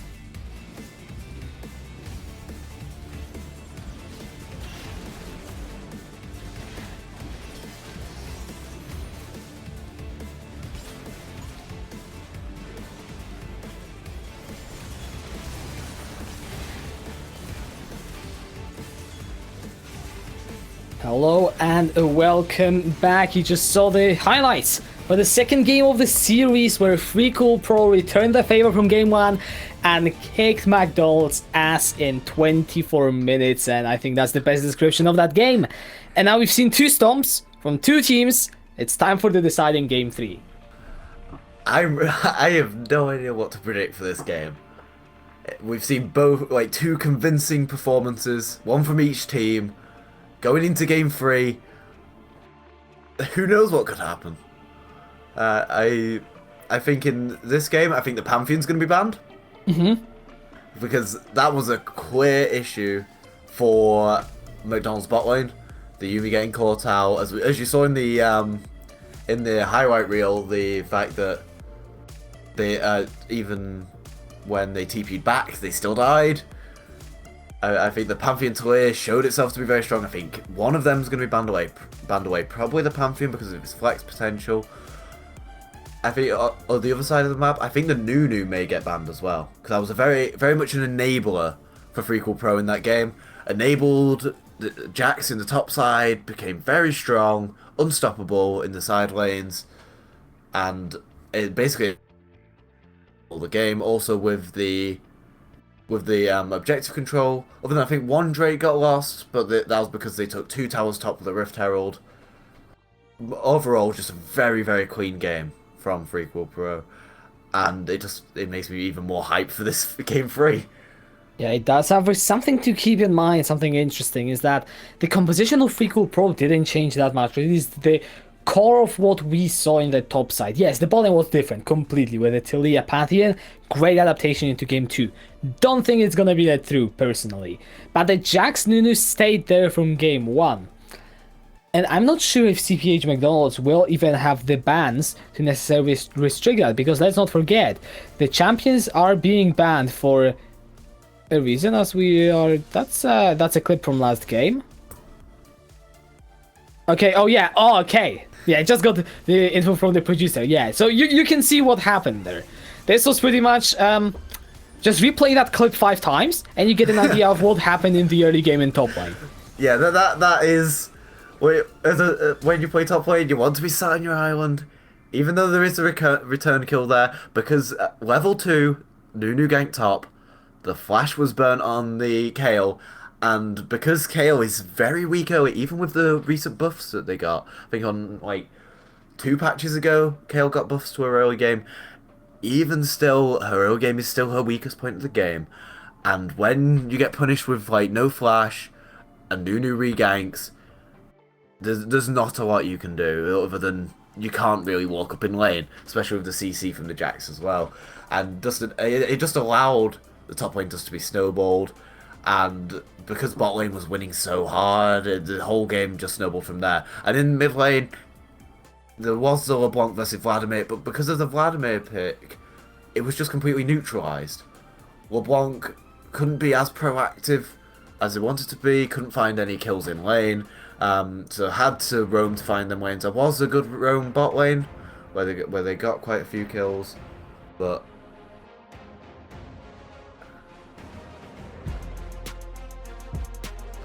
Okay, so there was a dodge accidentally, so there will be a delay champ select. This is not it yet. That I'm not sure if the production said that this was the timer or... Okay, that countdown is correct that you are seeing right now. So yeah, we've got still a minute.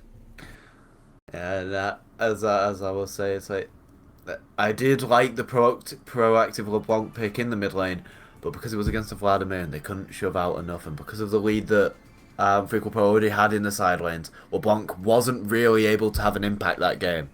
I think it still could be picked in this game, and I think it's still a very good pick for McDonald's if they want to pick it up. But I think if the LeBlanc pick is done again, it needs to be into something that's not too safe. Something where the jungler can come and assist and give the gank assist to get the LeBlanc out of the lane to enable a reverse snowball of the game. So that McDonald's can just snowball into FrequlPro, because so far in the series, that's how games have gone. It's been a snowball one way or the other. Yeah, and I like the fact that McDonald's are now on the red side. This will give them the counter pick.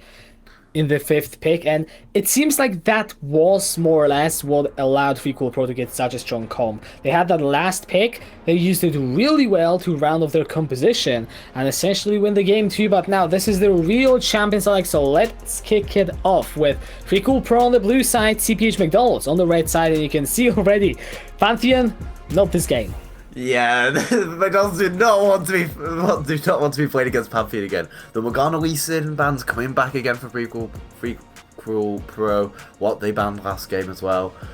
The Morgana ban, in hindsight, was amazing because it was into the Talia Pantheon. Nunu also banned off from FrequlPro, and I think that is very much a respect ban. Nunu really enabled FrequlPro in the last game. With his ganks onto the top side, completely opens up the top side of the map. Then he managed to get go bot as well and to help out the bot lane, even though it wasn't as necessary. And I think the Olaf I think that's also a respect ban onto Simplast. He still, even though his team was behind, he still had quite a good showing on the Olaf. Although it didn't really have the early game impact that was necessary, but that's partly because of the very good snowball the FrequlPro showed. And this may be a first pick Xayah. Yeah, it is locked in by the side of Frequl, which then forces a really good question. Do you want to allow that Lovers duo? Do you take away the Rakan? Because there are answers into Rakan. Something like Nautilus is still open. So CPH McDonald's, they will have to think about a lot. They decide to go with the Rakan. Now we'll see what lane do they decide to go for. They take the Jarvan. Alright, so we see Simplest on a different champion now that Olaf was banned. I think I like the Fresh. Fresh is a good answer into the Rakan. As I was gonna say, Leona's also up, Nautilus is also up, Blitzcrank's also up. There's so many answers into this Rakan, and because they got to first pick, they got the Xayah, and in my opinion, it's a stronger side of the Lovers duo at the moment. And Fresh is now locked in. That's a very strong 2v2. The Xayah Fresh into the Rakan. I think that is a very strong 2v2. But the Jarvan early game is really good. It can give some real agency to McDonald's, so they can really be proactive in this early game. The level 2 ganks can come through from the Jarvan. Alright, I wonder what is the next pick. I think FrequlPro might want to go for their jungler, otherwise that will be banned. But with Nunu not being there for Jase, he will need to take out another one of those picks. Lee Sin, Olaf, and Jarvan all unavailable through one way or another, and they actually don't go for the jungler. We see it now that the Vladimir is going to be run back for FrequlPro, whereas CPH McDonald's, they go for an early game ball lane with that Lucian. I think that Lucian's quite a risky pick here. The fact you've got the Fresh, which is a very good counter into the Rakan.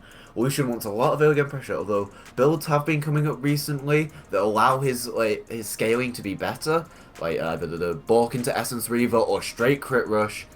It allows his late game to be better, but still, compared to something like the Xayah, he will get outscaled. We see a Respect Jax ban now going to Mr. Tang. Very good performance last game, and we also see Kled banned. Yeah, so trying to take away those strong top lane picks. Now CPH McDonald's, they respect that Vladimir could be in the mid lane and they still remove the Jax, whereas FrequlPro could be just looking for the best Vladimir matchup in top lane. Since Kled, it will do well with those grievous wounds on the better drop on the rope. Rek'Sai is also now just taken off for good measure. CPH McDonald's want to make sure that Jase will need to dip deep into his champ pool. Yeah, very much so. And yeah, this Vlad could go to the top side of the Kale ban, so that's a scaling option taken off. We saw Gaff play it last game. Even though he didn't have the best performance on it, it's still quite a good ban in this current meta. And I think it's an alright pick into the Vladimir. I think it's pretty much an even lane. This could be a Yasuo lock in here. And it's covered for now. If that is the case, then you need some strong source of AP damage, and they decide to go for the AP in itself, but the combo now, the team fights for McDonald's AoE is pretty damn good with the Jarvan, Orianna, and Rakan. We'll see what FrequlPro respond with. Yeah, if you attach the Orianna E, use the shield, Gets it onto either the Rakan or the Jarvan when they dive in. Then you can use your ult, especially if it's the Jarvan ult. Everybody's confined in one space. We actually see the Gragas lock in here, and that's a very strong early ganking jungler. That, well, not as strong as the Jarvan in the early levels, does scale slightly better because he does build AP, if that is an AP Gragas. But that is, AP Gragas is the most popular Gragas we have seen. And now we'll find out where this Vladimir is going. So Qiyana is open. You mentioned it before the game one, and we see it locked in. Most likely for Fiamzu, and you know it's into Orianna, so you know you're gonna have a good matchup into it. Yeah, especially since Orianna has no mobility, can't really get away from the Qiyana, especially if she uses the river passive, like utilizes the river element, get the root off, basically can one-shot you from 100 to 0 while you can't move. Fair champion, Riot, thank you very much. And we actually see the GP lock in here, so it's basically a farm off in the top lane, the Vladimir versus the GP. Both scale very well. GP obviously has some map pressure with his ult. Xayah actually switched into the heal here, showing that they're prepared to fight 2v2. Right, and what I see is a lot of potential, a lot of scaling, and as well as Snowball. It's a healthy mix of all the playstyles you could think of, or maybe with the lack of split push really being there. But McDonald's, you've got the team fights with the AoEs from Jarvan, Orianna, Rakan. You have the scaling in GP Orianna. You even have the early game if you want to play around your bot lane. That will be something to look forward to. And then FrequlPro. Gragas, Vladimir, Xayah, Qiyana, Thresh. Really great team fight. You can snowball early. You can scale. You can do whatever you want with this comp, and it makes it so interesting. Because the junglers, they have so much power here. I think mainly what FrequlPro really wants to be doing is picking people off with a fresh hook, with a Qiyana root, Gragas ult to get someone into their team. If they can pick off one member like Sulmira, like the Orianna, that's a huge amount of damage out of the team fight. And I think we shouldn't discount this Lucian in the late game depending on what they build. If they go for the bulk into Black Cleaver, it will be a very rough late game for the Lucian. But if it goes even to the full crit, as I said before, or the bulk into full crit, it can, Lucian can still pump out damage in this late game. And I think this is going to be a team fight oriented game. Looking at the comps we have, very good scaling from both, as you said. And unless one team can snowball early with their junglers, I think this is going to be going to a late game. Yeah, you can see also Solmer, he opts into the exhaust just to make sure Fiamzu can run over him, because if you get your Qiyana fed, that is pretty much GG as we go into the game. And yeah, we'll see what happens. I think McDonald's here could play a 4-1. If Qiyana gets very fed, they do have the option of a 4-1, which isn't as available on Frequel's Orianna. Not Orianna, Qiyana, sorry. Qiyana does have the chance to get into a side lane if they do get very fed. Can be responded to with the GP, but I don't think GP would match up very well into the Qiyana into the late game, because he can just get one shot, although he can use his lemons to get out of some of the CC. We just see some posturing in the mid lane, with both Thresh and Gragas hovering around there. Gragas probably going to either start Raptors or Red. Just not much is going to be happening in level 1, with just the teams just spread out trying to get vision. Yeah, Solmer just posturing around, trying to see maybe he can spot Jassy going into either side of the map. Seems that both junglers will be starting on the red buffs. And Solmer gets to the wave in the mid first. Fiamzu actually goes a bit more around. He's still sticking in that brush. It's interesting whether he has some sort of plan, or maybe he's just waiting for a mistake. Seems that he'll just walk back into the lane and try and trade with Solmer. He did get vision down, so they will see that Jarvan's starting the Raptors. I think what both junglers want to do in this early game is play around their bot lane. There is a very feisty bot lane here with the Rakan, with the Thresh. And Xayah Thresh is a very powerful combo. One hook can lead into a root from Xayah, the flay from Thresh. And it can just... If their junglers can have an impact on the bot lane, it can end up snowballing very, very quickly with the amount of just early game pressure there is here. Right, so far the lanes, Plopper and Crypto Coins having the control of the bot lane, not yet level 2. Once they hit that, we could be seeing them go for a punish. Yeah, I think this top lane is going to be relatively ignored because it's a Vladimir into a GP, very safe, both champions. There is actually a knee in there for the Lucian, just getting a little bit of damage. But back to the top lane, it's a very much farm lane. It's a very just it's just a farm lane really. Mid lane can be quite spicy. I think Farmzoo is gonna need some help in the mid lane from their jungler. They need to get ahead. They need to get out of lane. I've seen in Worlds, Kiana's have been going for the mobility boots, and as we can see here, gank's being set up. Jase just looking for Solmer in the mid lane, doesn't really find anything at all. It's a bit tough to force onto the Orianna. I think bot lane, as you said, could be the focus. You still do want to get Plopper ahead. And yeah, so far it is really calm. I'm just worried about Gaff since he's extended in top lane. We all remember how last time went and Jase is there. Gragas, yeah, this time there is a ward though. Yeah, so he does know it's coming. He's backing off a little bit. He's relatively safe here. The bot lane is missing there. Oh, the Lucian has actually already backed. Got the core in his inventory. And is looking to scale up.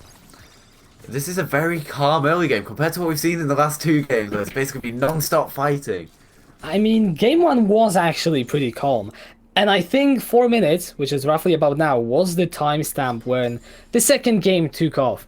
Therefore, that means that the next play should be big and simple. I don't think he got spotted. Yeah, the ward has just timed out. Here goes Simplis. The hook will stop him. Flash away from Ziplinzi. Great play to ramp the grand challenge. The grand entrance, I should say. As Biereth is just going to flash away Ziplinzi as well. 2 flashes burned for an ignite. I still think it's a good gank.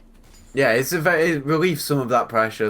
The 2 flashes off the bot lane. Simplis should then come back down, punish the fact they've got no flashes, and yeah, there should be some punish to the fact that neither of them have flashes now.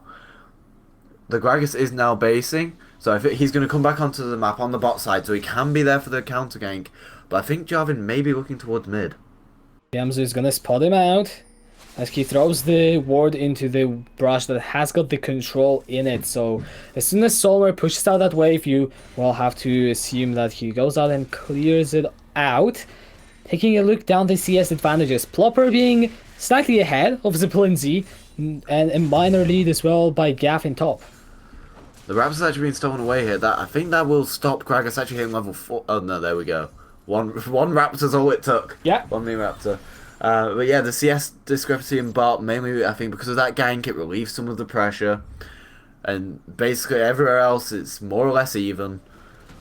At the moment, it's a game of inches. There's a 100 gold lead for FrequlPro, and it is just a game of inches.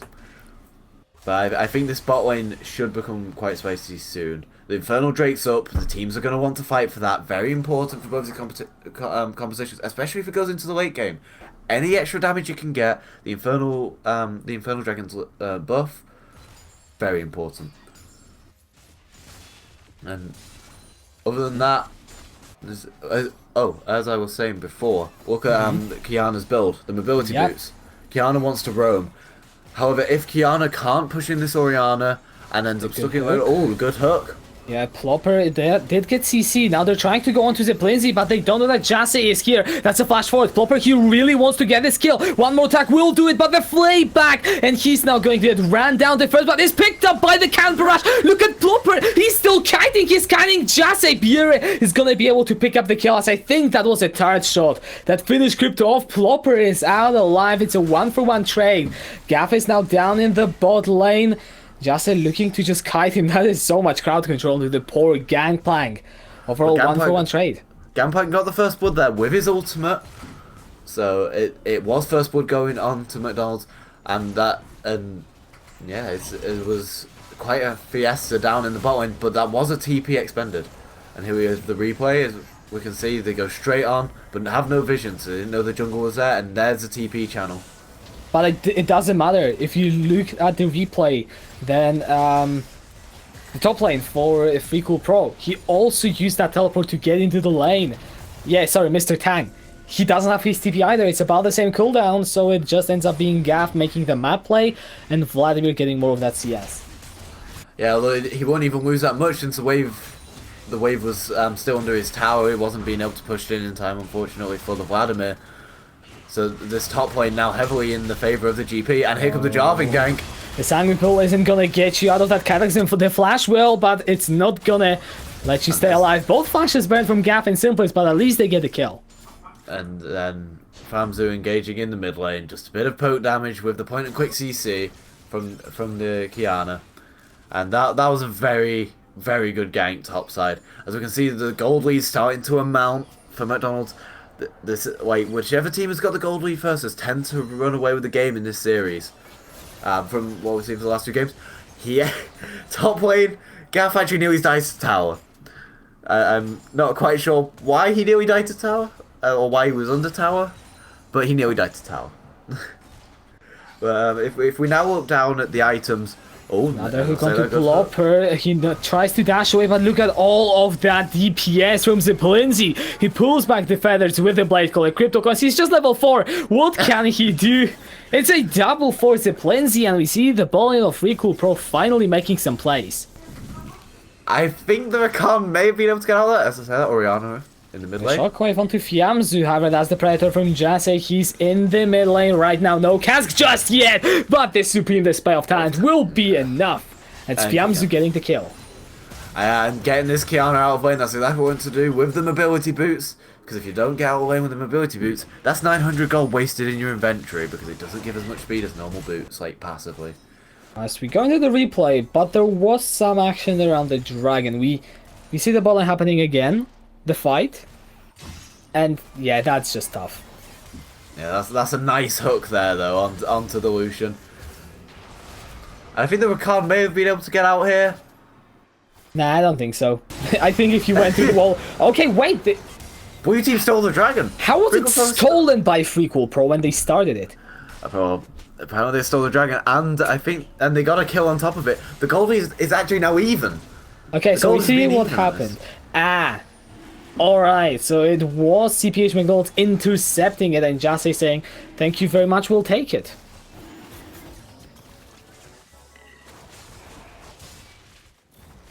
Oh, that was so close. That is literally a 50-50.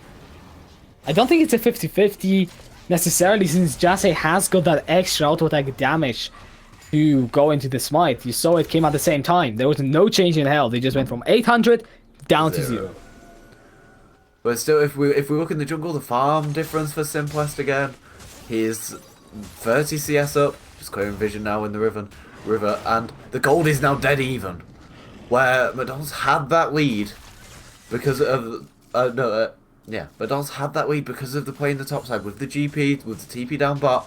Now the gold is dead even again, with the heralds being started by McDonald's, and this is a very good play here. While plates are up again, getting more golds on the plates can try and extend, try and break the even gold lead. As GP's down the bot lane, and now he's getting dove.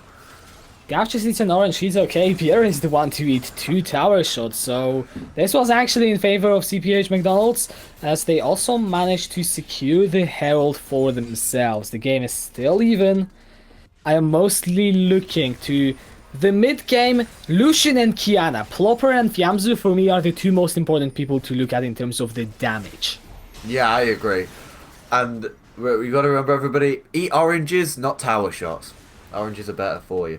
But going into this mid-game, if we actually look at... Oh, this might be a fight around top side. Just get the plates. Clearing the herald. If we actually look at Lucian's build, he has built the BF sword, and he's actually building into that Essence Reaver, so I think he is going for the full crit rush, which will net him more damage in the late game than a bulk rush would give him. So I think that is actually a very, very good build in this case for the Lucian, as he will get outscaled otherwise. Oh. Just using that body slam over the wall, making sure Crypto Coins doesn't find him. Now the Essence Reaver is already completed on Ziplinzi, but I want to hold on to that point because the dive might be imminent onto Fiamzu in mid. Oh, they've cleared the minion. Yeah. Yeah. Dive avoided.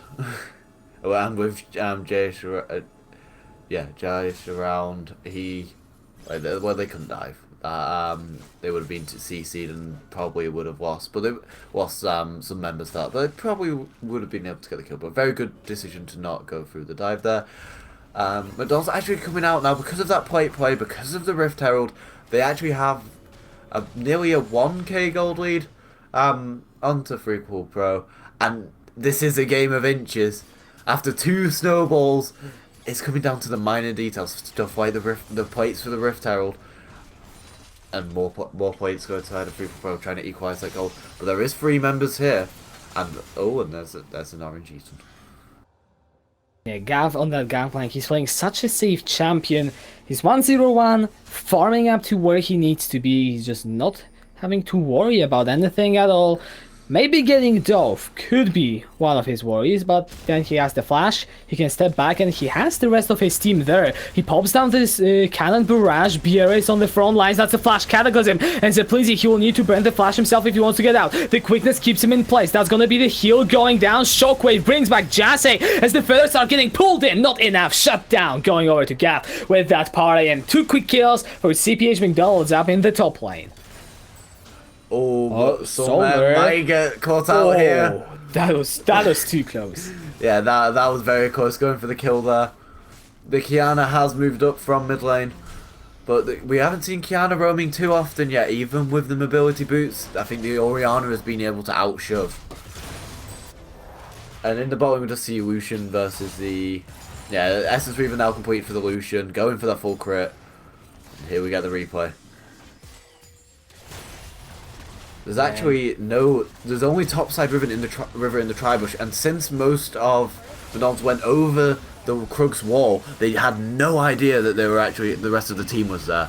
They thought it was safe going for the dive, but no, they get cleaned up by McDonald's, and that was a great play.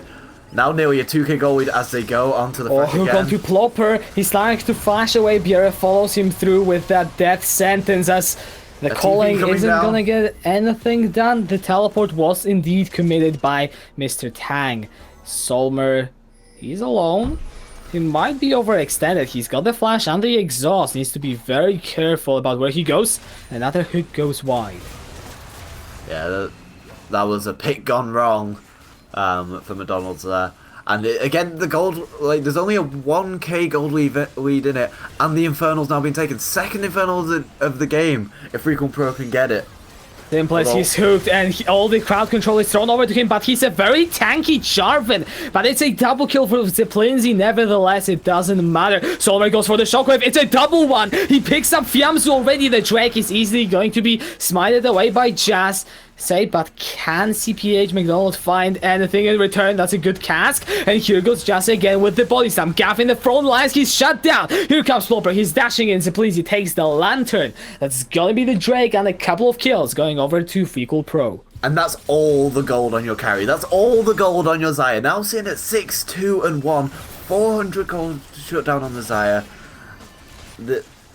Oh, look at the root. And then we go back to the dragon fight. We see the cast actually doing quite a bit of damage to Tang and Zeppelin in the front, but Rakan's just blown up, Fresh Hook blown up, and then even though Jarvan was pretty tanky,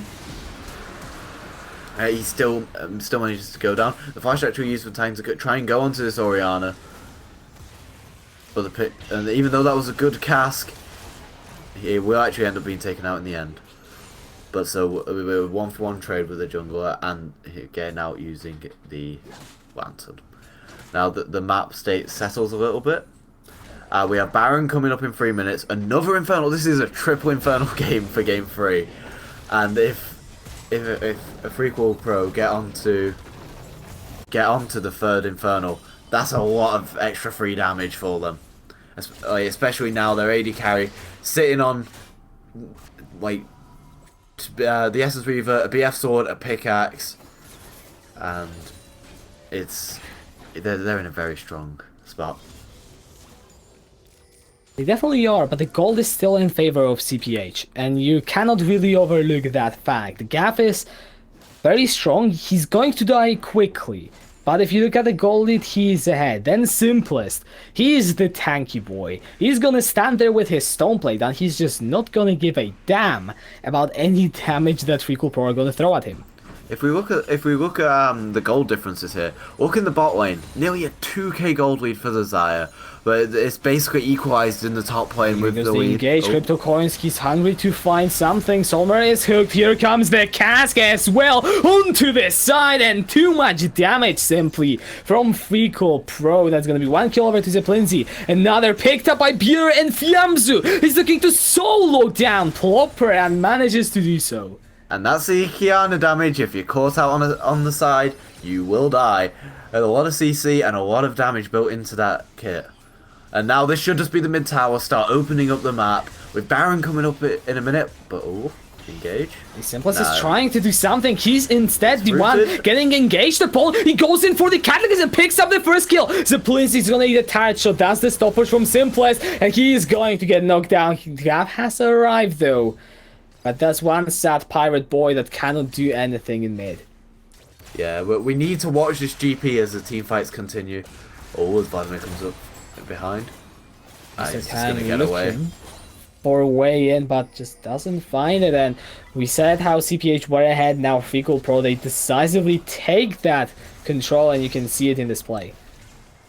Yeah, just even like the hook onto the Orianna, stopping them from getting most of the damage out. And the cask! Look at the damage from the AP Gragas! So much damage. And here we have the solo kill on the side. The Lucian getting caught out by the Kiana. Even though he does do a lot of damage on the side to the Kiana before they die. And here we have Simplex going in, getting the Cataclysm down so they get the kill on the Gragas. But there's a Feather Storm comes out, and everybody else that survives to live another day. And that 550 gold shutdown on the Xayah, who's now got 2 items, both the IE and the Essence Reaver. They do a lot of damage. Xayah is very, very strong at this point now. Much stronger than the Lucian, who's stuck on the Essence Reaver and only a BF sword. I think if they were to go for the Baron here, which they are all McDonald's are posturing around the Baron, probably only going to try and get some vision down. But I think FrequlPro are going to head down towards that Infernal, set up for the 3rd Infernal of the game. And yeah, Plopper is just going to get run down by Mr. Tang, and that's just the one item. Damage. It's just one item. He's gonna get only stronger. Now the re-engage. However, the stopwatch is gonna be burned. The quickness coming out, charming Mr. Tang, but I just don't think they have enough damage. Mr. Tang can pretty much infinitely sustain. Get the kill onto Crypto Coins. Simplest is going full tank. You're not gonna kill him. You have to burn the flash. Whoa! And this is a Vladimir who's only gonna get stronger. And that's the 3rd Infernal. Yeah. This Vladimir is going to do even more damage. And now I think Frequel could even just look towards the Baron. They are so strong now that Vladimir is, even at only 2 items, he's only got a Proto Belt and the need to see large rod. There we go. That's what I was trying to say. I couldn't get the words out for some reason. But if we look in the bottom corner, we can see the replay. The healing from the Vladimir, insane, and the stopwatch there so he can get his cooldowns back. The Rakan, so squishy. Look at the damage this empowered Q does to the Rakan. That's that's Vladimir, and now with a completed Spellbinder, just gonna do more damage. It's like there's so much damage here on the side of FrequlPro that it's pretty insane. With the 3 Infernals, they're basically, I think it's a free like 30 or 40% extra damage on top of what they've already got. The mountain coming up in 4 minutes, but I think they should look towards Baron. They've got vision. They've got vision around the Baron. McDonald's don't, and even with the team fight, I think they just win the team fight. You do have 2 items on Gav, which is the saving grace for CPH McDonald's if they can use it, because so far Gaki hasn't been able to do anything in the team fight. Solmer is too weak. Plopper is going for the late game Lucian build if such a thing exists. That they might have found. Fiamzu is trying to escape. He dashes away from the Galaxy man, stays alive. The Blizzy picks him up. It's a double kill for the Zaya as Mr. Tank picks the kill up in bowling as well. Flash rate from Plopper as the Blizzy follows it through. Not able to get the damage. 3 quick kills. That must be the Baron. Yeah, that's got to be the Baron there. I was just going to say, how... Oh, we get the replay in bot lane first. Yeah, and that's just And that's quick just, kill. and that's just, yeah, the Vladimir at this point in the game. And I think there is a way that McDonald's can get back into this game. They need picks, like they were trying to get onto the Kiana there. But they need, yeah, they just need to find picks. They need to find people overextended in the jungle. And the Vladimir does TP is in. Solmer has the shockwave. FrequlPro need to do something. Alright, they will secure the Baron. Solmer is now... I might even die. He pops down the shockwave. The damage over the wall. Yeah, he's gonna be alive. I was for a second scared because FrequlPro, they just decided to disrespect the shockwave steal potential, which, fair enough, you've got the smite. But I still would have liked to see them just go full in on Solmer or burst the Baron. They still got it, so I can't actually criticize them. But you know, it's the small things that could give McDonald's a way back into the game, and you don't want to give them any of these. Wait, although the gold lead at the moment is about 4k, that's not as big as we've seen it in past games. McDonald's can come back from this. They are not out of the game yet. If we look in the bot lane, that is where the biggest goal discrepancy is. Top is even. Jungle, there's about 1k gold difference in the favour of McDonald's. But if we look at the bot lane, it was like nearly 12,000 gold for the Zaya, sitting now on 3 items, is in a very, very good spot. I don't think McDonald's wants a team fight here. They can't win a team fight. And that my only fear for them is that FrequlPro can just force it. Can just force a fight around the mid inhibitor while Mr. Tang just sits in the side lane. GP can't 1v1 this Vladimir. He doesn't have an Executioner's Calling yet, so the healing's not stemmed. He's 2 levels behind. It's not looking good at the moment, but as I said, they are not out of this game. There is ways to come back. They just need picks. They need a lot of vision in their jungle and the ability to get picks. They're moving as a 4. That's a big shockwave, and it could have been huge if only they had enough damage. But the disengage on the root collar is going to do enough. Maybe Plopper can get a kill onto Bjerre. He needs one more auto attack, and he cannot even get in. One auto attack from the Zaya, half HP dilution. Yeah, the crit in the face is enough to force Plopper off, and Solmer, that was a great shockwave, mate, but you're not gonna do anything in this game. That was a great shockwave, but unfortunately, you've only got the Ludens. You've got the Ludens and the Wisp. It's not gonna do that much damage at the moment. Although, what I want Frequel to do now. How are Frequel gonna now translate this into a lead? I think Frequel, all they need to do is get this mid tier 2 down. When they've got Mr. Tang sat in the side lane, get that bot tier, get the mid tier 2, translate into the bot tier 2, and then start pushing in the bot side of the map for the bot inhib, so that when the next Baron spawns, there's going to be so much pressure on the bot side with the super minions, and because at the moment McDonald's can't really handle super minions, I think it would just mean a free Baron really for McDonald's, or for FrequlPro, or it would end up with super minions in the base. As we saw just then, the Earth Drake being taken down, FrequlPro got complete objective control over this game, all of the dragons, and this is exactly what you want. If you had to choose what dragons you were going to have in a game that you were winning, 3 Infernals as an Earth Drake, with another Earth Drake spawning, I think that is exactly what you want. And I like The perfect dragon RNG for FrequlPro in a game where they're not stomping CPH McDonald's, but they are controlling them. It doesn't feel like there was any point in the game until, well, even now, where CPH would be in any realistic control of what is going to happen. Yeah, they're basically being bled out. There's not a lot of being bled out of their jungle, being bled out of CS. Now, with all outer towers gone, there is one safe space for McDonald's at the moment, and that is their base. Yes, Joe is showing off the Yeah. God damn it, Joe. Okay, anyways. That's a nice recall animation. Baron up in 2 minutes. So we are going to see... I'm gonna call it opportunity for CPH McDonald's for 20 to get some objectives. If they can, they just took the mid lane tower and farm up. Yeah, at the moment they have got about 2 minutes. Well, just less than 2 minutes now to farm up, and I think they need to contest this Baron. They have a contest, like they need to contest the Baron and either get a steal or get a good team fight after the Baron's done a lot of damage to FrequlPro's team. But now, because of the Vamp Scepter sitting on Zeppelin, he's going to just be able to heal. But if they can get a good team fight around the Baron, can steal the Baron, it would bump up the gold and would start for them to be able to recover from the 5k gold deficit they find themselves in at the moment. Although FrequlPro might just be looking for a pick out on this red buff.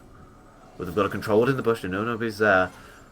Yeah, they just gave the red buff over to Zeplinzi. Denying it from Plopper is gonna be good, since we mentioned it, he's going for the more scaling Lucian build, which, you know, take it with a pinch of salt, how much that Lucian is going to be scaling, but he's going to be more useful than with the pure mid-game spike build, so you do actually need to respect him. Yeah, he's only sat on two and a half items at the moment, but even so, compared to Zeppelin... Crypto coins. Oh no! That's a solo kill from Zeplinzi. So much damage. The Xayah hits like a truck. Literally.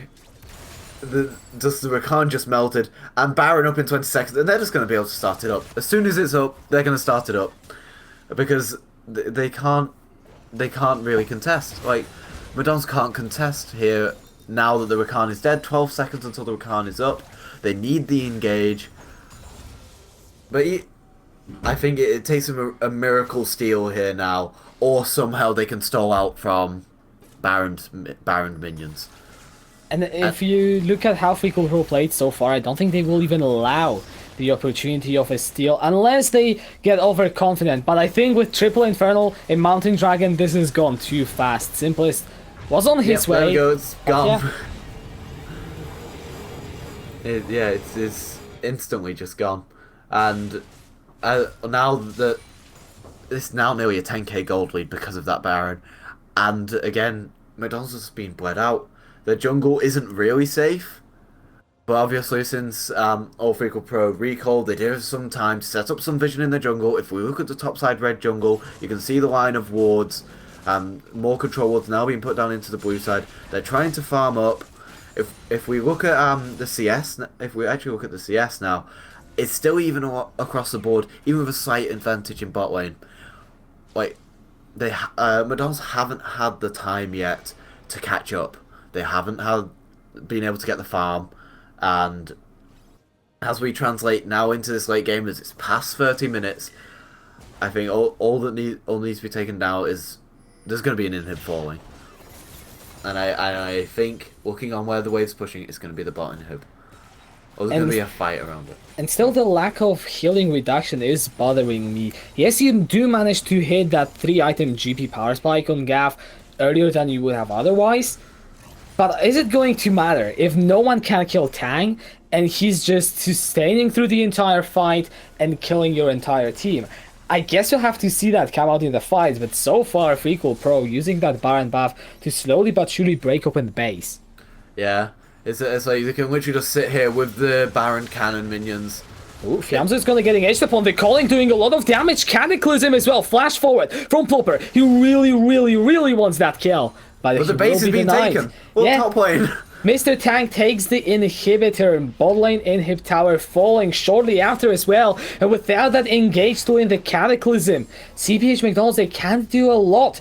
The cannon barrage is going to come through, the quickness as well, onto Jase, he's now charmed up, but that's a lot of damage. He has to pop this stopwatch or the Zonias, whatever he has. Solar picks him up, however it's a 1-for-1, and here comes Mr. Tank from the top side. He's exhausted already, it doesn't matter though. Zeplinzi picks up the double, and the side of FrequlPro just completely wiped over CPH McDonald's. There's nothing you can do against the double carry threat of Xayah and Vladimir. That's gonna be the ace, and at 32 minutes, FrequlPro will come back in the series to take it 2-1. It took them game 1 to warm up, but once they warmed up, both games quite convincing for FrequlPro. Game 3 a lot closer in the early game. Early and mid game was very close between the two teams, but it took one fight and then they just ran away with it. All the shutdown goals went on the Zaya, and then they just ran away with the game. They starved out McDonald's, and they just basically splice won. They starved out the enemy team, and they couldn't get any gold, and they outscaled, and then they just ended. They took a Baron and ended the game. Well, took 2 Barons and ended the game. Very well played. And a really good showing from FrequlPro. Not only did they show us that they can get very decisive games and control the games, they also showed us they can come back from a very disheartening loss in game 1. Let's not forget, it wasn't pretty. McDonald's, well, I mean, by all metrics, pretty much stomped FrequlPro in game 1. Then FrequlPro just completely reset. They come in with fresh attitude, new drafts, new strats, and they show us this. It's really great to see them in week 3 pick up that 2-1 win. And who knows? I mean, FrequlPro are now looking to be in the upper half of the Division 1. I don't think McDonald's should be too down about how the last game went. Their early game was very well. It was one team fight where the game then snowballed out of control. And as we've said, game 1 was a very good showing for McDonald's. I wouldn't count them out going for the top half of the table. They did have a very good performance here, even though in game 2 they did get snowballed out of. I think they should be quite proud of both game 1 and the early game of game 3, because they played them phenomenally. Just got out snowballed, in game 3 just got out snowballed after one team fight. That's it. Not much more to say. Really good performance by FrequlPro, but I think that will wrap it up for today. I don't think we have much more to say unless there's anything else that you want to add. No, Yeah? there's nothing else. Alright then, well, thanks guys for joining in. Make sure to follow us on Twitch so you get notifications when we go live. If you're not there in the Discord yet, then also join us so you can be tagged whenever the game is live, because that's a fun thing to do. And we'll hopefully see you. I think there might be a stream tomorrow, but don't hold me on that. We'll see you next time, so bye. See you next time.